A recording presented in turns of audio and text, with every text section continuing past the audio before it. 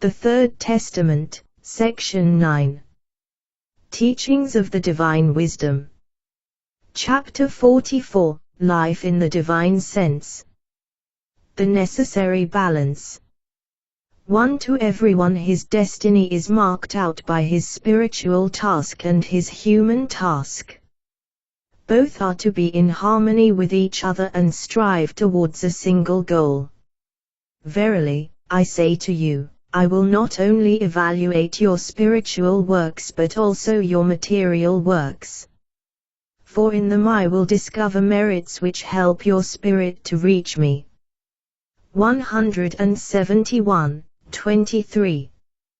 2. Until now, man's pride has made him disregard the spiritual part, and the lack of this knowledge has prevented him from being perfect.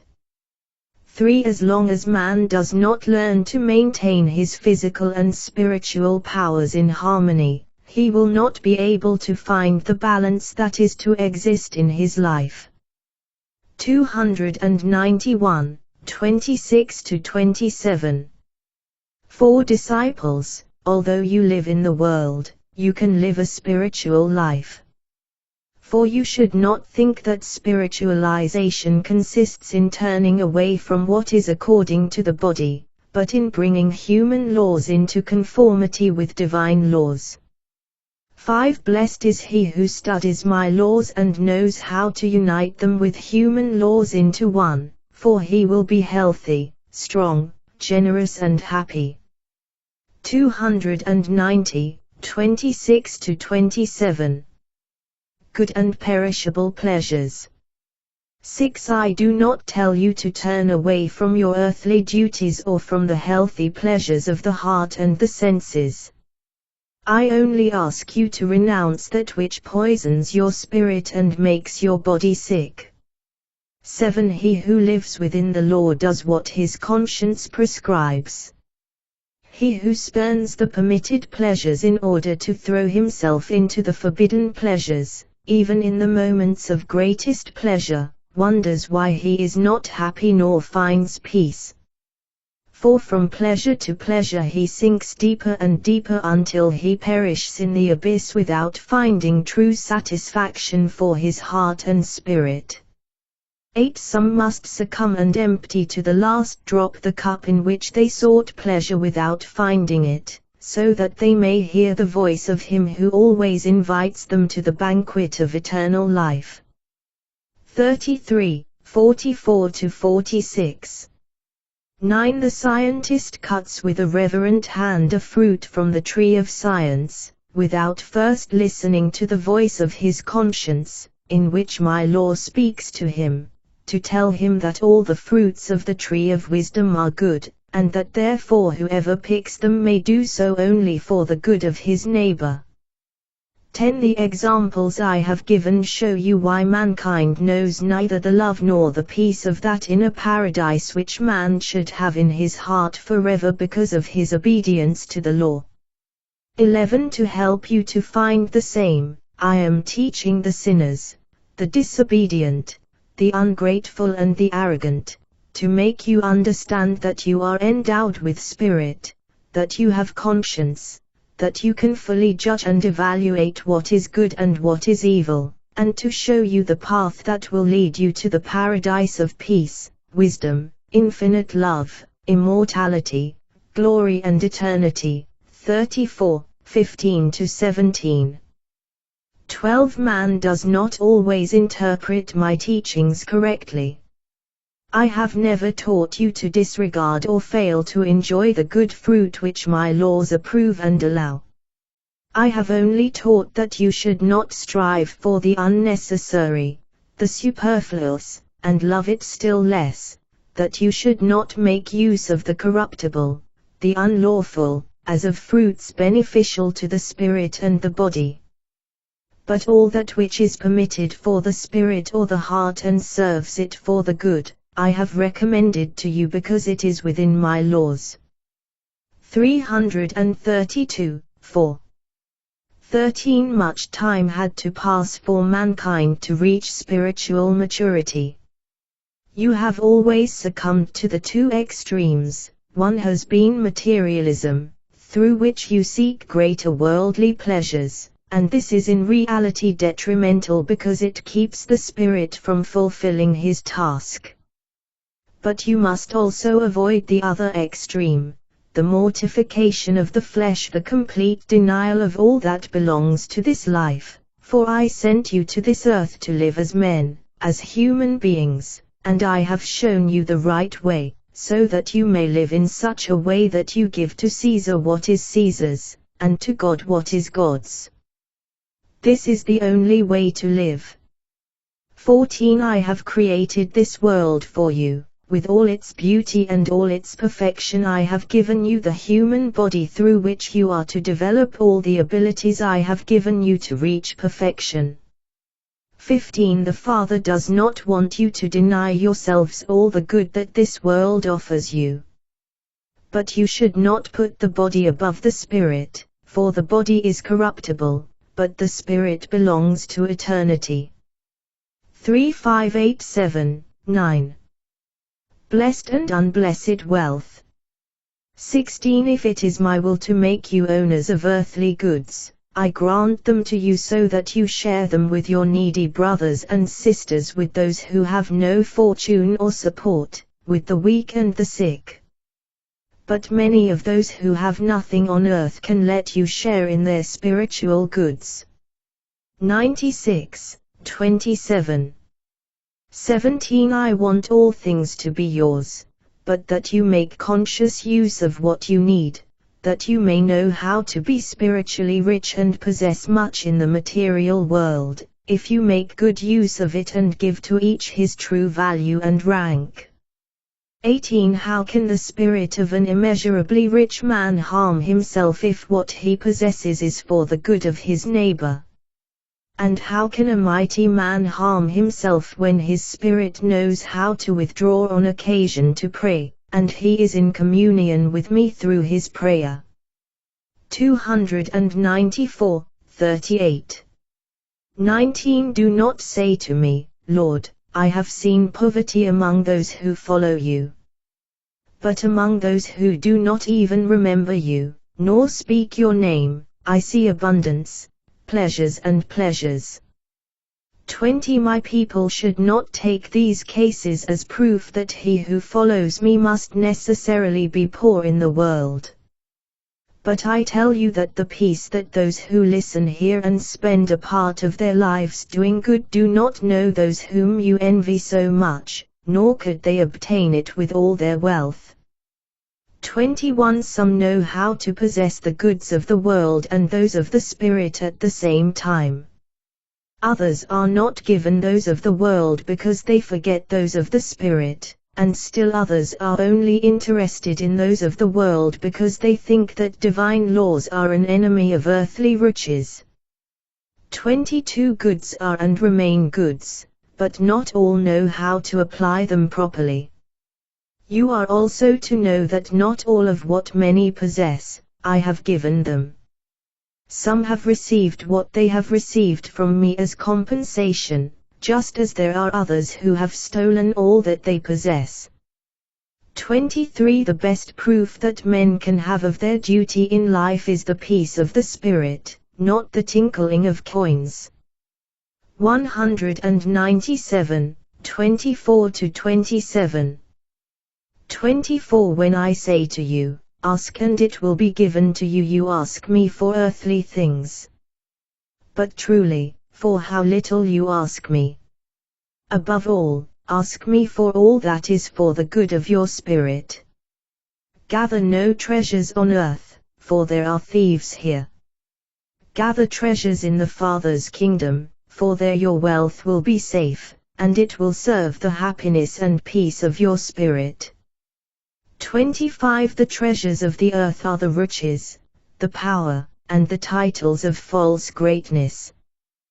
The treasures of the Spirit are the good works. 181, 68-69.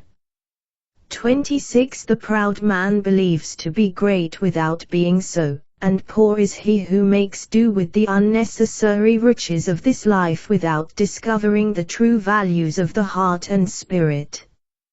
How miserable are his desires, his ideals. With how little is he satisfied. 27 But he who knows how to live is he who has learned to give to God what is God's, and to the world what is the world's. He who knows how to refresh himself in the bosom of nature without becoming a slave to matter, who knows how to live, and even if he apparently possesses nothing, he is master of the goods of this life and is on the way to possess the treasures of the kingdom of God. 217, 19-20. The law of giving.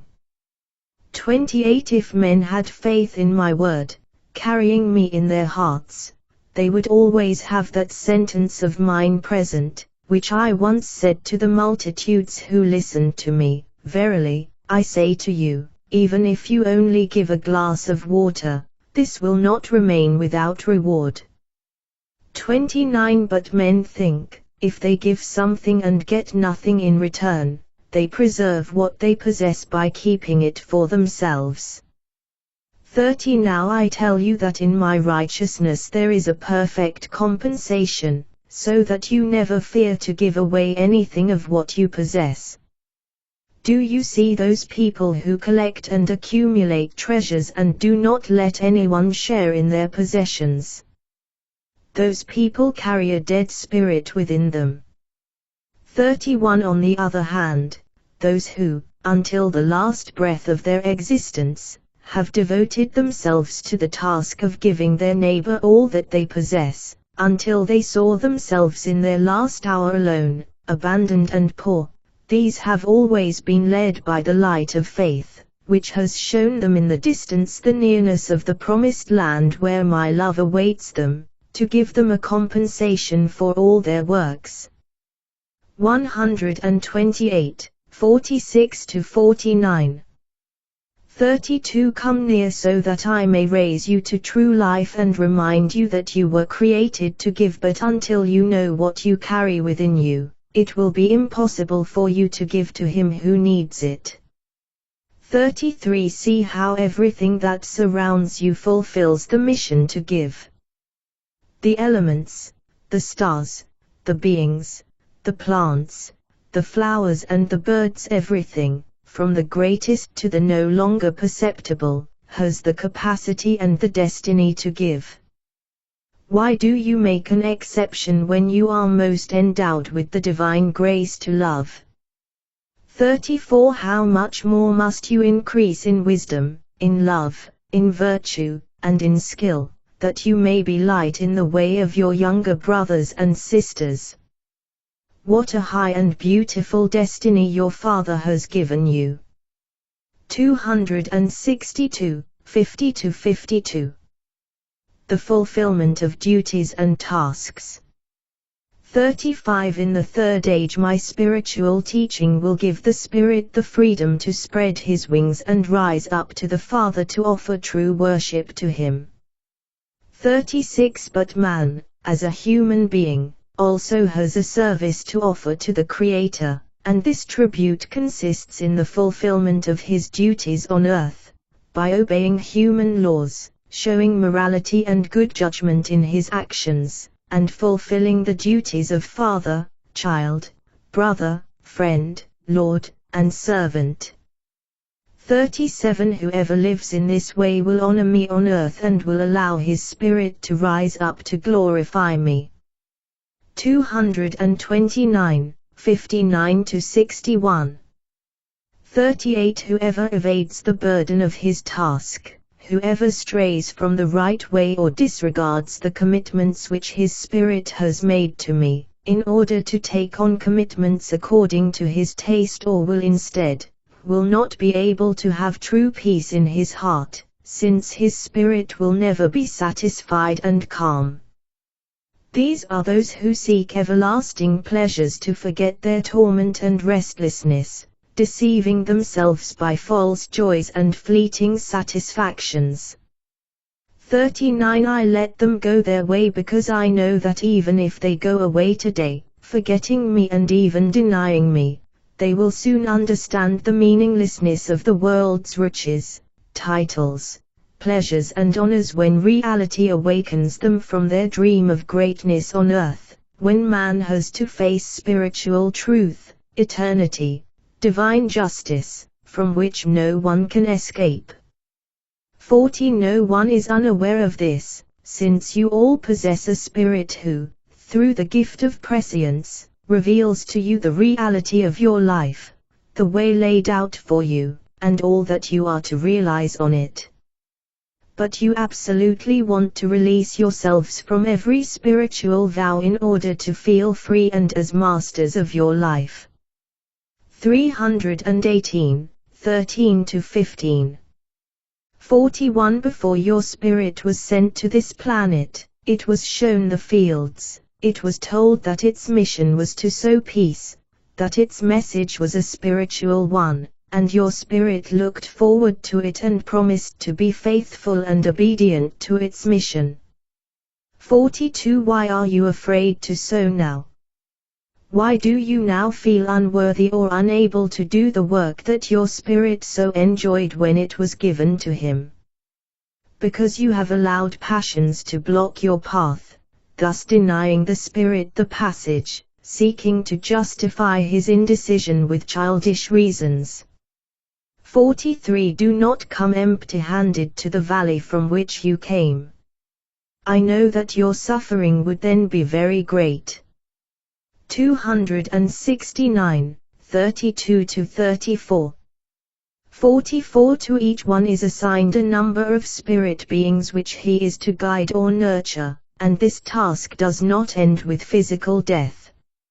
Spirit continues to sow, cultivate and reap, in the spiritual world as well as on earth. 45. The greater spirits guide the smaller ones, and these in turn guide others of even lesser degree of development, while it is the Lord who guides them all to his obstacle. 46. Now when I have told you that the greater spirits guide the smaller ones, I do not mean to say that these spirits have been great from the beginning, and that the latter must always be small in relation to their brothers and sisters. Those who are now great are so because they have developed and unfolded themselves upward in the fulfillment of the noble task of loving, serving and assisting those who have not yet reached this spiritual level of development, those who are still weak, those who have lost their way and those who are suffering. 47. Those who are still small today will be great tomorrow because of their perseverance on the path of development. 131, 19-21.